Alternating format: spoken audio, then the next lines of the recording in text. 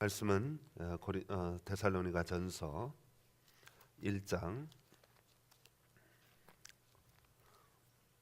5절 말씀입니다.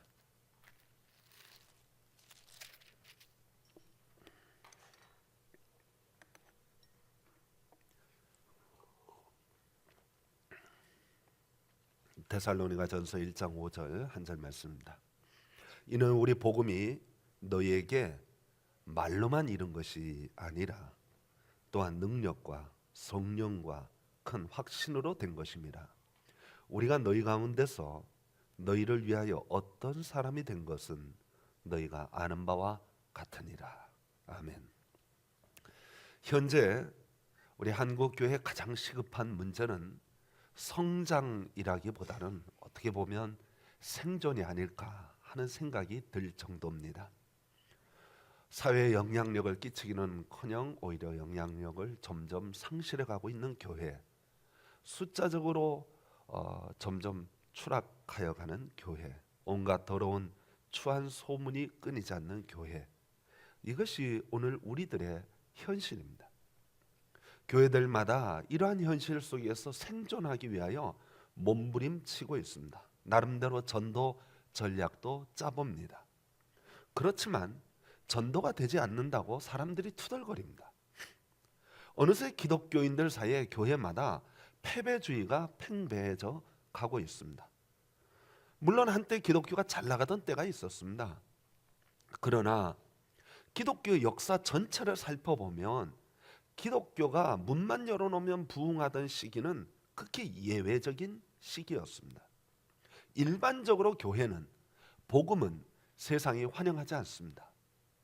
초대교회 때부터 지금까지 살펴보면 교회의 가장 큰 숙제는 복음 전파였습니다. 어떻게 하면 불신자들이 하나님의 복음을 받아들일 수 있을까? 왜냐하면 그들은 잘 안 받아들이기 때문이에요. 그들의 마음 문을 닫고 있기 때문에 어떻게 하면 하나님의 말씀에 귀를 기울이고 세상에 취하여 물질에 취하여 살고 있는 세상 사람들이 하나님 앞으로 돌아오게 할 수 있을까? 이것이 교회의 영원한 숙제였습니다. 제가 인터넷에 전도법에 대한 것을 한번 검색을 해보았습니다. 얼마나 종류가 많은지 100가지가 넘어요. 제가 살펴보니까 고구마 전도법, 관계 전도법, 다리 전도법, 발사랑 전도법, 백지 전도법, 봉침 전도법, 무지개 전도법, 커피숍 전도법, 오이코스 전도법, 사형리 전도법, 고슴도치 전도법, 소그루 전도법, 모유 전도법, 낙타 전도법, 진돗개 전, 하여튼 수를 헤아릴 수가 없어요. 제가 그런데 과연 이 수많은 전도법이 교회에 생겨난 이유가 뭘까요? 이게 과연 효과적일까요? 정말 전도가 안 되는 이유가 우리 교회에 딱 맞는 전도법을 우리가 실시하지 못했기 때문일까요? 저는 오늘날 수많은 전도 방법론보다 오늘 사도 바울이 말하고자 하는 바를 깊이 생각해 보는 것이 훨씬 더 좋다는 생각을 하게 됩니다. 운동선수들이 때로 운동하다 보면 슬럼프에 빠질 때가 있어요. 운동선수들이 슬럼프에 빠지면요, 다른 방법 안 합니다. 기본으로 돌아가서 기초부터 하나하나 다시 점검해 갑니다. 그래서 내가 어느 단계에서 무슨 문제가 생겼는지를 차근차근 살펴서 자기를 수정해 나가는 거예요.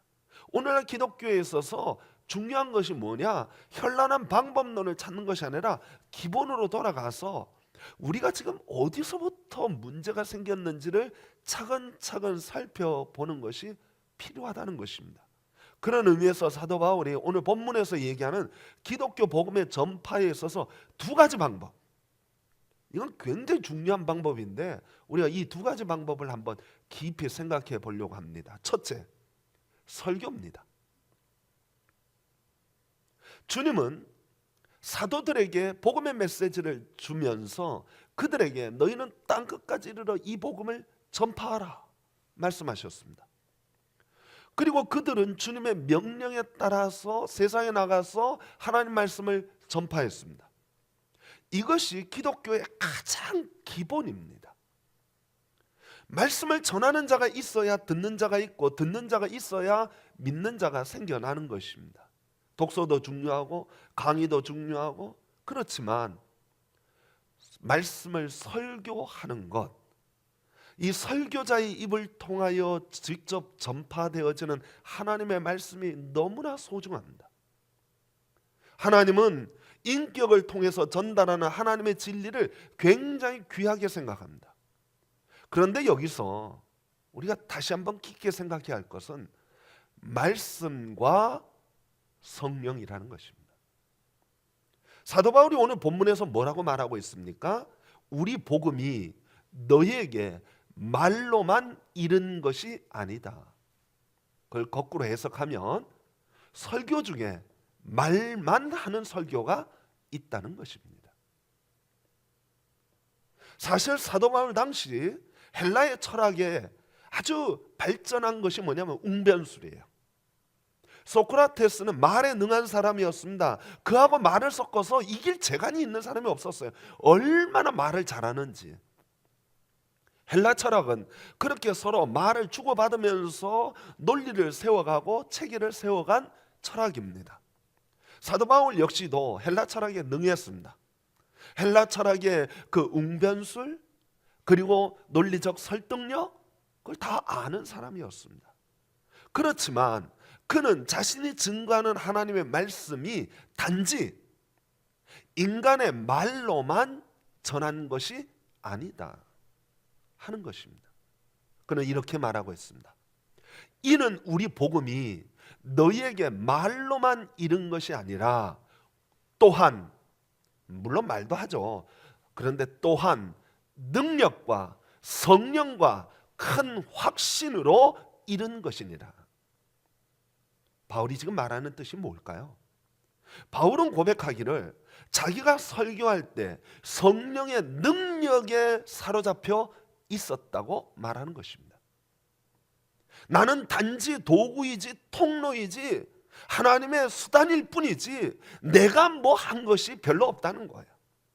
전능하신 하나님, 곧 성령 하나님께서 나를 사용하셔서 하나님의 말씀을 증거할 때 하나님이 그 뒤에서 역사해 주셨다는 것입니다.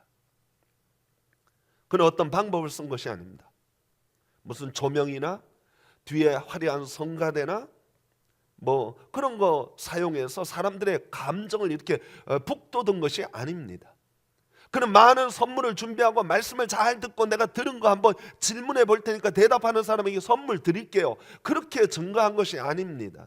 그는 아첨하는 말로 청중의 비위를 맞추려고 한 것도 아니고 사람들의 귀를 간지럽히는 말로 해서 사람들의 기분을 좋게 하려고 했던 것도 아닙니다. 그는 오직 결심하기를 예수 그리스도와 그의 십자가 외에는 내가 결단코 아무것도 알지 아니하기로 작정하였다. 그렇게 말했습니다. 그는 그의 복음에는 현란한 예화가 없었습니다. 사람을 감동시킬 만한 감동적인 이야기도 없었습니다. 그는 오직 살아계셔서 역사하시는 성령님을 온전하게 의지했습니다. 사람을 변화시키고 사람을 새롭게 하는 것은 성령님의 능력밖에 없다고 믿었던 것입니다. 그는 진정 복음의 사자였습니다. 그의 설교에는 능력이 있었습니다. 요즘 진정성이란 말이 유행을 합니다. 가수들이 노래를 부를 때 마음을 담아서 진정성 있게 노래를 부르라고 충고를 합니다. 물론 사도 바울의 설교에도 진정성 있었습니다. 그런데 그 인간의 진정성, 인간의 진실함, 인간의 그 절실함, 인간의 그 마음, 그보다 훨씬 더 뛰어난 것이 있는데 그것은 하나님의 능력입니다. 성령의 능력입니다. 단지 인간의 진정성만 가지고 복음을 증거한 것이 아닙니다. 하나님의 강권적인 역사가 있었습니다. 사도 바울 자신이 먼저 그 하나님의 능력 앞에 녹아졌습니다. 자신이 하나님의 도구가 되어 하나님의 손에 붙잡혀 있음을 확신했습니다. 저는 오늘날 대한민국에 필요한 설교자가 바로 이런 설교자라고 생각합니다.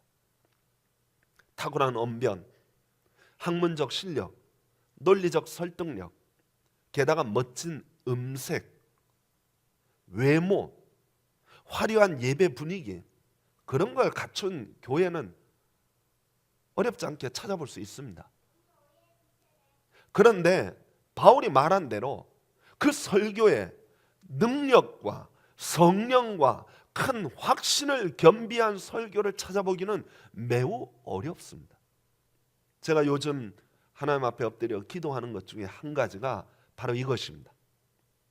하나님, 이 부족한 종을 그냥 내버려두면 냄새날 수밖에 없고 추할 수밖에 없고 더럽고 아버지 하나님 부족한 것밖에 없는데 하나님이 인간적인 모습은 가려주시고 하나님이 사용하여 주시옵소서. 하나님의 도구 되기를 소망합니다. 하나님 앞에 먼저 내가 녹아지기를 원합니다.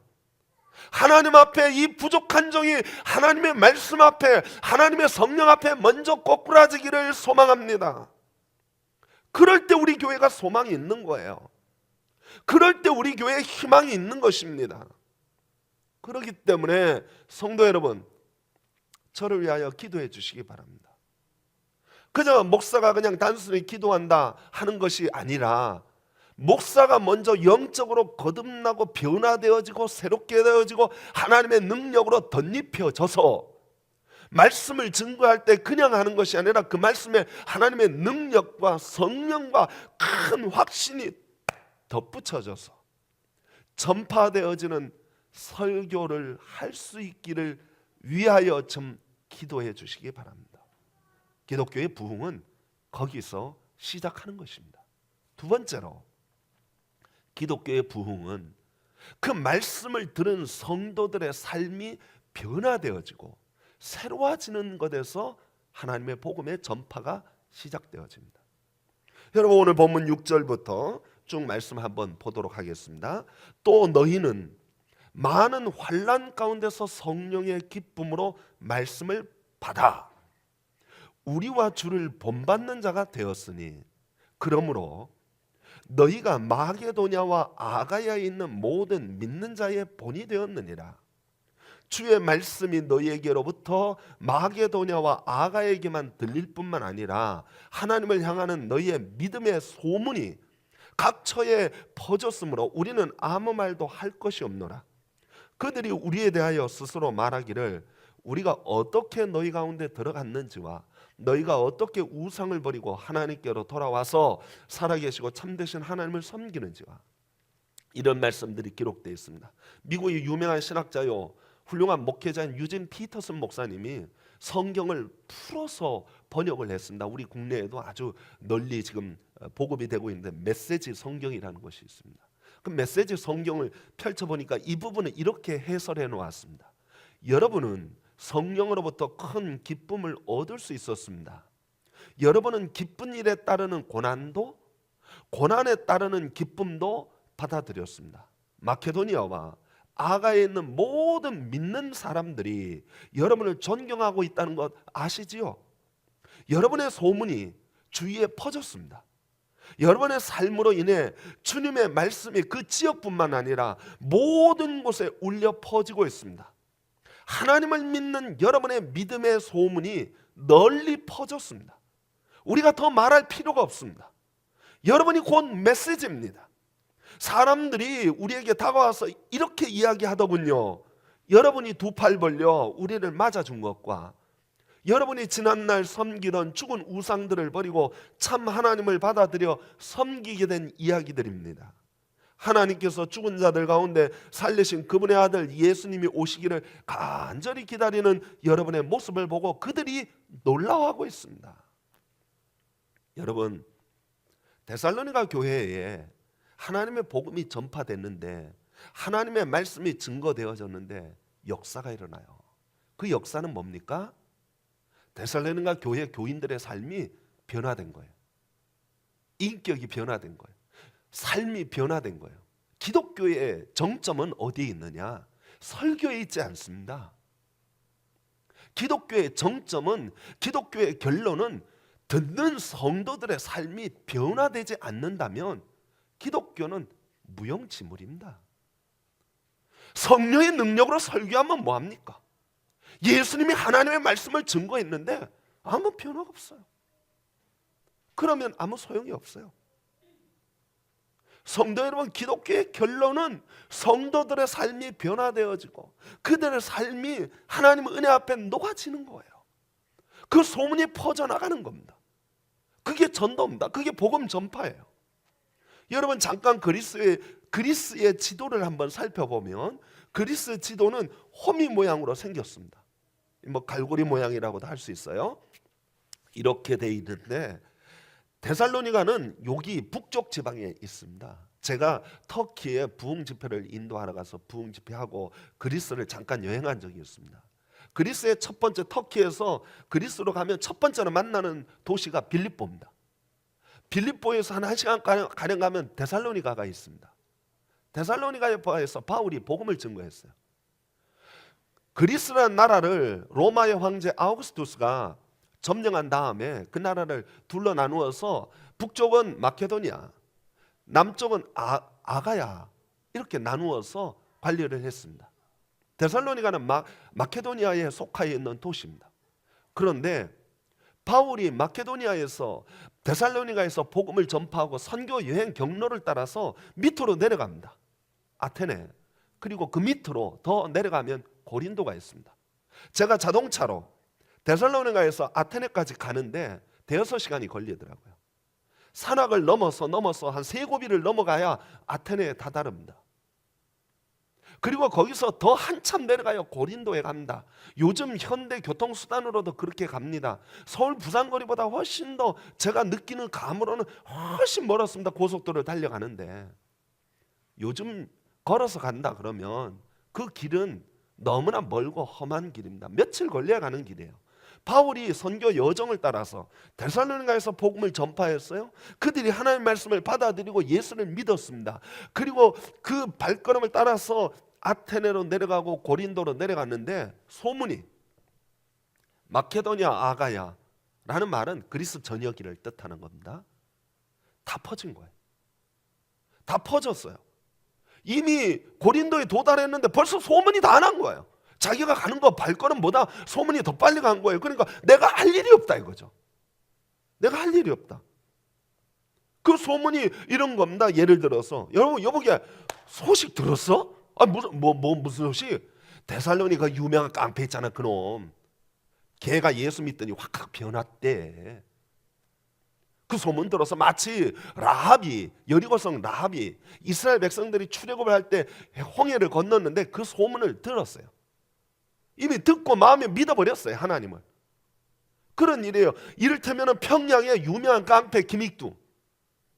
이 김익두가 얼마나 지독한 깡패였는지 동네 평야의 아낙네들이 시장 나갈 때마다 성황당에 들려가지고 빌었어요. 오늘은 제발 김익두 좀 만나지 않게 해주세요.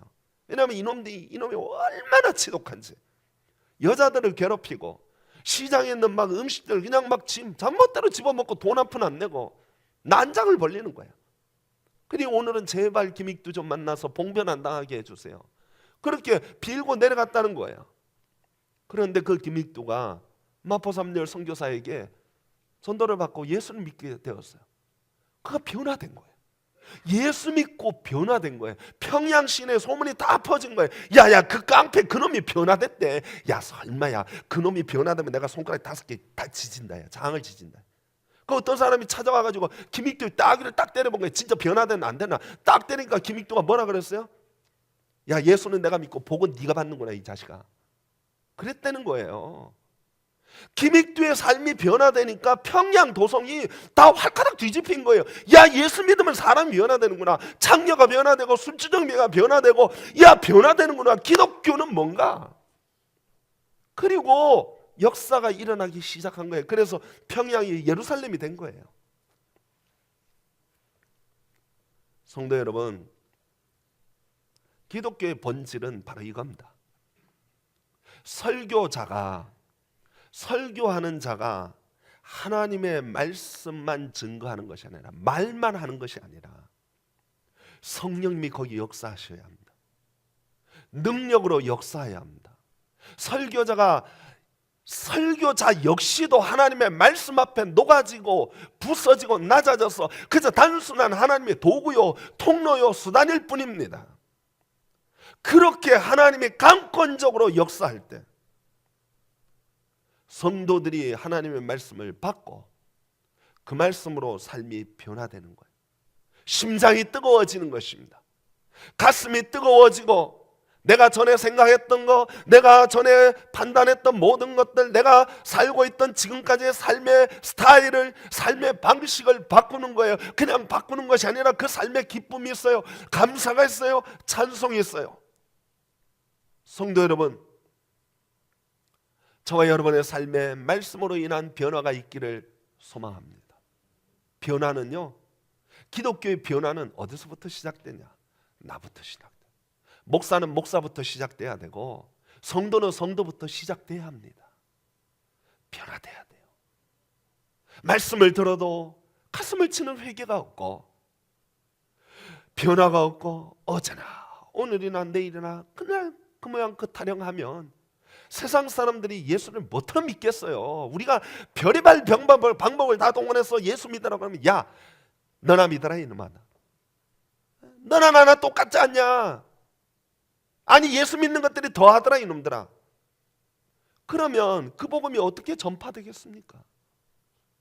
성도 여러분, 우리 서북교의 변화는 어디서부터 시작돼야 되냐면 전도에서 시작되는 것이 아닙니다. 서북교의 변화는 저부터, 여러분부터 변화돼야 합니다. 마음이 변화되어지고 심령이 변화되어지고 말씀 앞에 녹아지고 하나님 앞에 무릎 꿇고 새롭게 변화되지 않으면 한국교회 변화가 없어요. 우리 교회 변화가 없단 말이죠. 부흥이 없는 거예요. 성장이 없는 거예요. 성도 여러분, 저는 간절히 소원합니다. 목사인 저부터 변화되기를 소망합니다. 하나님 손에 녹아지기를 소망합니다. 예? 그리고 부족한 종이지만 저의 증거되어지는 하나님의 말씀을 통하여 여러분의 심령의 변화가 있기를 소망합니다. 말씀대로 살아보자. 영적으로 살아보자. 기도하며 살아보자. 마음을 합하여 변화되어 보자. 결심하고 하나님의 역사가 일어난다면 데살로니가의 소문이 그리스 전역에 퍼진 것처럼 서북교의 소문이 대한민국 전역에 퍼질 수 있게 되기를 소망합니다. 왈칵 뒤집어져서 우리 교회 다니는 400명의 성도가 왈칵 뒤집어져서 하나님의 강권적인 역사가 일어나 4,000명이 되고 10,000명이 되고 하나님의 부흥의 놀라운 역사가 일어나면 한국교회가 뒤집어지지 않겠어요? 서북교회 도대체 무슨 일이 있냐 이거야. 그 교회 도대체 어떤 일이 있길래? 별거 아니에요. 방법 쓴 게 아니에요. 뭐예요? 말씀 앞에 우리가 변화된 것뿐이에요. 성도 여러분, 2016년도 우리 교회가 어디서부터 변화돼야 합니까? 변화는 바로 나부터, 다른 사람이 아닌 바로 나부터 시작되어질 때, 그때 우리 교회에 소망이 있고 우리 교회에 부흥이 있고 한국교회의 새로운 변혁의 시작이 거기서부터 있는 줄 믿습니다. 위하여 기도하시고 함께 변화를 위하여 힘쓰고 애쓰는 저희들 되기를 축원합니다.